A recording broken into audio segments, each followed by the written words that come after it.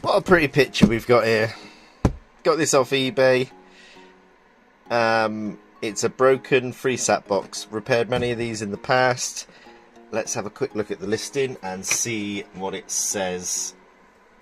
Problem is... just calling it up. I should have prepared this, shouldn't I? Should have prepared this. Okay, this is a white Humax Freesat recorder HDR 1010s and should have a 1 terabyte drive in it, and the report on eBay is that it's not recognizing the hard drive. So hopefully this isn't too bad to do, as long as no one else has messed around with it. So let's get rid of the box and the packaging, use that to sell something later. I do like the white module. No, a lot of other things here. Okay, so it's a 1010s GB 1 terabyte, that's what it says. Right, as we can see, someone's already taken off the void sticker. Could be a bad sign, good sign, could be anything. If I remember right on this model, we just take off these rubber feet, which have definitely been off before because they're coming off too easy.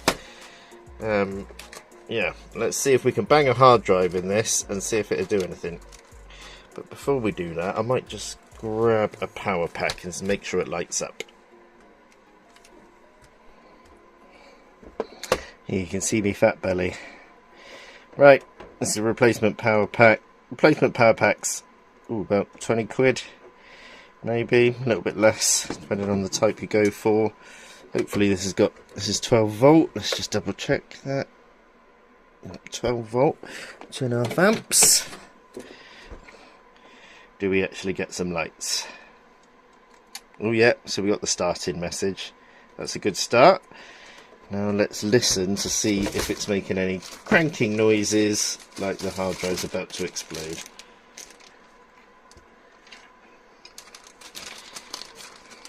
Take a few minutes.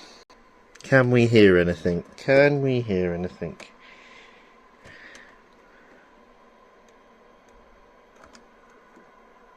I can just hear winding. So I'm going to pop it over to the TV. As you see, it's trying to pick up a channel there, which is, I didn't think you could get channel 4 HD on Freesat anymore. So this might need a software update. Who knows? It might be in other Freesat mode as well. If you've got one of these boxes, Freesat Plus, the older generation, these are made by Humax. New ones are made by Aris. They're obviously like half the size, the new ones. Let's plug it into the telly and see what we get. So here we go, all plugged in. We got picture, we got menu. Let's run the updates.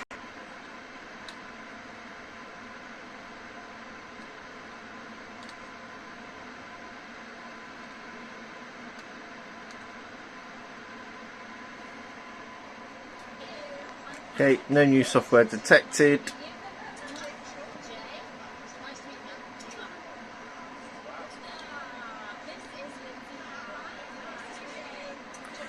Let's just turn the volume down so we don't get for any sort of issues with... And why is that not turning the volume down? Somehow the volume's still coming out even though it's down to 0. There we go. Okay, so let's just check the system information, see when the last update was.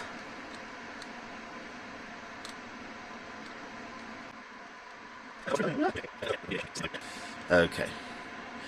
Last update, that probably is the most recent update. I will check that. Software version 30101. I think that's probably about right. Okay, so let's...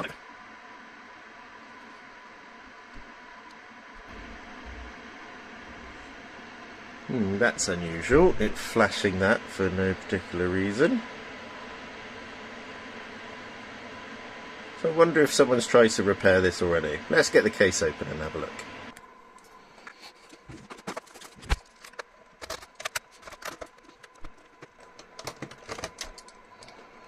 I'm pretty sure the only thing we need to do is take these 4 screws off on this model. Obviously there's more screws internally. So this is very similar to the 1000 model. There's a 500 gig version that uses a smaller hard drive. I guess that's quite obvious by the title of the model. So these were first built, I reckon these were mid-2010s that they started doing these. This is probably quite old. We'll find out in a minute from the manufacturer. Oh, have we got no screw in the middle. Just clipped on the back. Oh, there's a screw on the back. I have taken quite a few of these apart, but not for a while. It seems to come in fits and starts when you can pick up broken ones of these. So 5 screws in total. The hard drive is still there, and it's a pipeline. So as noted in some of my other videos, it's probably worth noting the amp usage on this. Quite low. Half an amp at 5 volts and 0.2 of an amp at the 12 volt level. So let's get this out, plug it into the computer and see if there's actually any errors on the read. Seagate Pipeline HD, fairly standard to be put in these machines.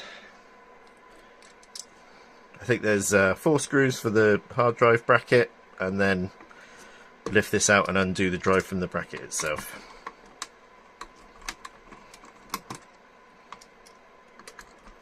Now my last video was really long, so I try and keep most of my repair videos to 20 minutes.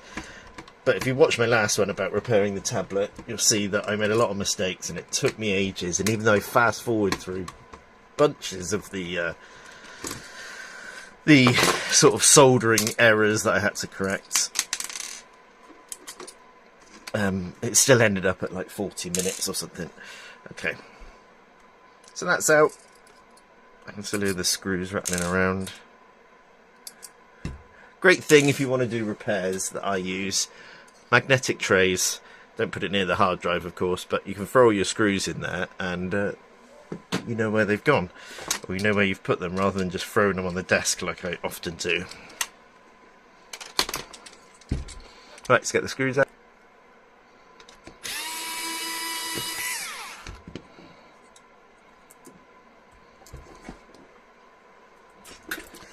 So I've got a funky little tester connected to my computer. What do people call it? Toaster. That's right. So I plug it in there.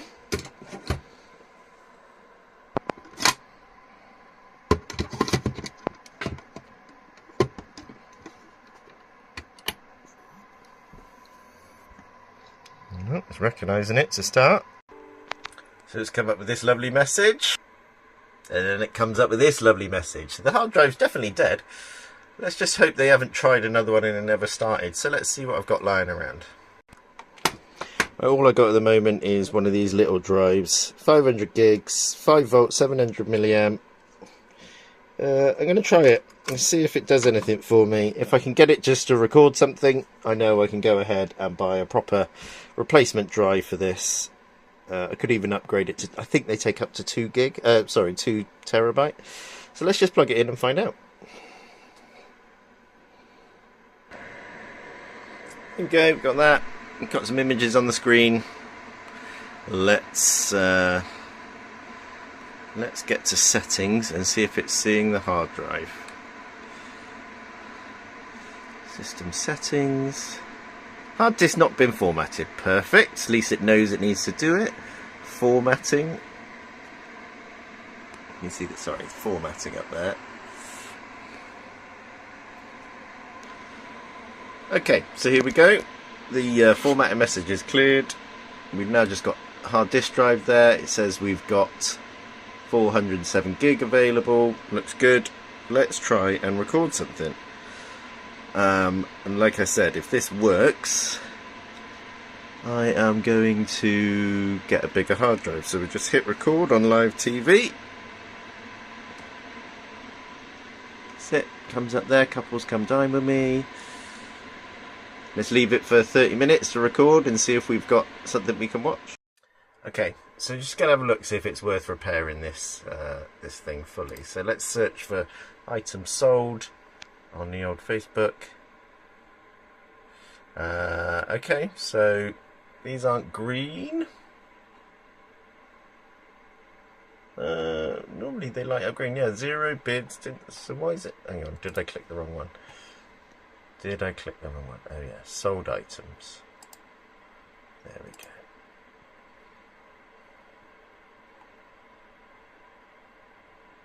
Hard drive not ready. That's probably the one I brought. I know that one came with a remote and stuff. That's the one I brought, £18. So they're selling for about 80 to 90 quid at best. Okay. So doing some quick maths, FreeSat box cost me like 23 quid, 24 quid. Remote replacement, because it came with nothing. So I need to get a remote, need to get a power pack. Luckily enough, I have all those spares. I don't have a hard drive, so I'm going to have to get one of those at 25 quid. That's 68 quid in total. Now, if I sell this on eBay for 85, which is the mean, that's an okay price. As long as I list it on an 80% off weekend or something similar, I'm going to make 20 quid. So these are worth money. As long as you can fix them in 30 minutes, I'd say 20 quid for 30 minutes work is pretty good. You know, there's not a huge amount in it. I might be better off selling it locally through market, you know, Facebook Marketplace or Gumtree or Vinted or whatever. But I find that it's very slow for a lot of those things. So I'm going to repair it because there's just about enough profit in it. Next time, I think we need to be paying about 15 quid for the box when broken without the parts, just to give me that extra £10 sort of leeway. Yeah, okay, well, let's get the parts on order and get it fixed. Right then, let's get back to it. As if by magic, by editing a Seagate video, basically the same as what I took out. It actually only took 1 day to arrive. That's 1 day. Unbelievable. So we're going to pop out this temporary drive that we stuck in there. And we're going to put this one in. We're just going to get the frame. Let's just get this up a little bit.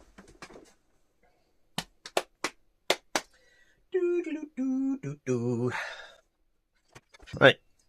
Keep the magnet away from the hard drive. I've got our frame.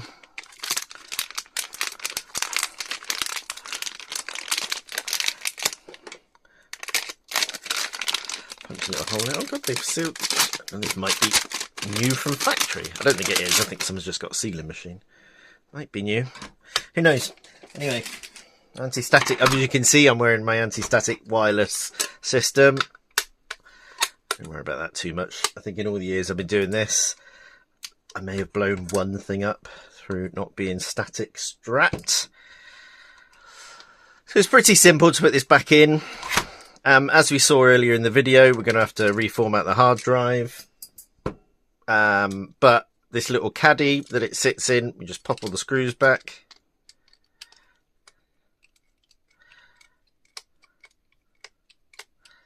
Got better mounting than most PCs. I don't know why they think things are going to move. These are like shockproof mountings. But there we are. Pop all the screws, fast forward through this. And then we're just going to clamp it back in there. Might just give that fan a little wipe because it's a bit dusty. But yeah, earlier on in the video, we put that temporary hard drive in to prove that the system was able to power it. It all looked good to me. It made a recording.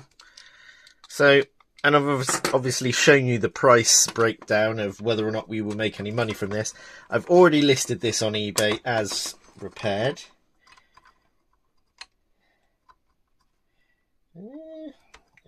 Okay, get that clamp in.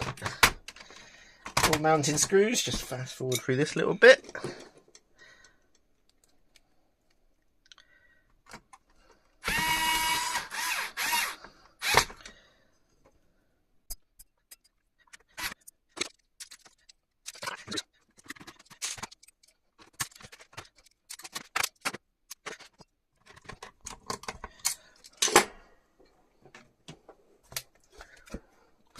That's it.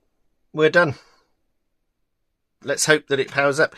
In fact, actually, while we got you here, let's just have a quick look at a couple of things in here. So, all that's in any type of receiver box are the basics. Obviously, like a hard drive to record, some memory, This recorder has Wi-Fi, so there's a little Wi-Fi card. At the back here, we've got the shielded inputs from the satellite LMB, and then your standard connectors. A lot of these run off like 1 or 2 chips, basically, that do all the business, do all the decoding and record processing and things like that. They're really quite simple. I'm assuming it's a double-sided board. There must be things on the other side. But I thought I'd point out what this is. Not all boxes have this, and as far as I'm aware, this particular FreeSat box never made use of this. It's a CAM module or a CI module. Basically, you put a special holder in this slot, and then you can put subscription cards in for premium services. Now, the UK FreeSat market does not have any premium services on it that are broadcast. Obviously, you would get a Sky box for that in the UK. Other countries like Canal Plus and TNT and Sky Italia, they have their and I think there's a Sky Deutschland as well. Whether that's particularly successful or not, I don't know. But they would all have card slots. But these CAM slots would, in theory, allow you to pop a valid card in and retune this box to a different satellite, so you could watch the French. The French one's a good one, the Canal Plus from France. They have 2 systems, and I think. Let's try and think. Yeah, there's 2 systems over here. Anyway, either one, you could probably retune this. It wouldn't sort and order the channels correctly. Might give you a few problems, but with this, that's what this CAM slot is for. All modern TVs have this CAM slot, and a lot of TVs have satellite input now. So you can, in theory, and this is common practice in certain parts of the world, that you don't have a box. You put your CAM CI module in, and you receive premium channels through the TV directly, and sometimes the TVs will even allow you to record onto a USB. Anyway, that was a little brief detail. Right, on the back of this box, in hardwired internet, USB, you can use that for upgrading, and I think it will allow you to play back stuff as well. HDMI, digital audio out, component out, SCART, LMB inputs using an F-type connector, and power connector. Really simple. So we're just going to pop a couple of screws back in here and get back over to the TV and show you whether we got it working. Okay, we're at where we were before. Hard drive needs sorting. Yes, it takes you straight to the screen, and then it just starts formatting it for you. So let's come back when it's finished. Here we go. Let's finish that little process. Hard drive now says there's a terabyte, bit reserved. I assume that's for buffer, like a buffer rewind section, and nothing used. So I'm just going to do a test record, and hopefully we are done. This can go up for sale.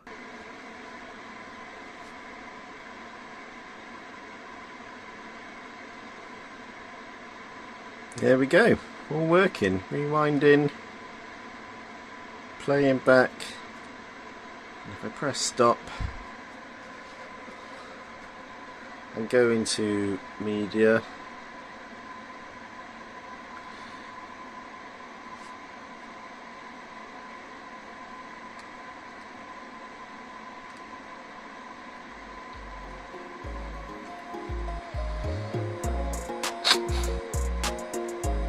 there we go.